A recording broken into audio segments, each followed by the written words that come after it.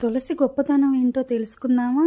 తులసి గురించి చెప్పే ముందు మీకు కొన్ని ఆకుల గురించి చెప్పాలి. అంటే మనలో అహం ఉంటే ఎలా విర్రవీగితే మన పరిస్థితి ఎలా ఉంటుందో మీకు ఆకుల ద్వారా తెలియజేస్తున్నాను అనమాట. మామిడాకు అనుకుంటుందంట, ప్రతి శుభకార్యానికి నేనే ముందుంటాను అని విర్రవీగిద్దంట. అంటే తన అహం. కానీ అది తలకిందులుగా ఏలాడుతుందని తర్వాత తెలిసింది. దాని పొగరంతా తలకిందులుగా ఏలాడిందంట. అట్లాగే అరిటాకు అనుకునిద్దంట, ప్రతిదానికి భోజనాలకి నన్నే వాడతారు, నేను లేకపోతే జరగదు అనుకుంటుందంట. కానీ తిన్న తర్వాత ఆ ఇస్తర్ని తీసుకెళ్ళి డస్ట్బిన్లో వేస్తారు. అప్పుడు దాని పొగరు అనేది అణిగిద్దంట.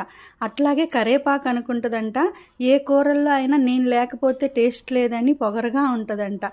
అయితే అప్పుడు ఆ కరేపాకుని మనం ఏం చేస్తాము, ఆ కరేపాకు తీసి పడేస్తాం కానీ ఎవరం తినం. తమలపాకు అనుకుంటుందంట, ఏదైనా శుభకార్యం అంతా అయిపోయాక నేనే నా చేతే తాంబూలం ఇచ్చి నా ఆకులేందే తాంబూలానికి పనికిరారు అనుకుంటుందంట. కానీ దాన్ని తిని మనం ఊసేస్తాం కదా, అక్కడితో దాని పొగరు అనేది ఆగిపోయిందంట. కానీ తులసమ్మ మాత్రం అలా అనుకోదంట. నిండు మనసుతో ఎటువంటి పైకి ఆర్భాటాలు లేకుండా నెమ్మదిగా ఉంటుందంట. అందుకే ఆమెని పూజించడం అనేది మనం జరుగుతుందనమాట. అన్నీ ఉన్నా అణిగిమణిగి ఉండేదే ఎప్పటికైనా పైకి వస్తుంది అంటారు చూడు, ఆ టైప్ అనమాట తులసమ్మ.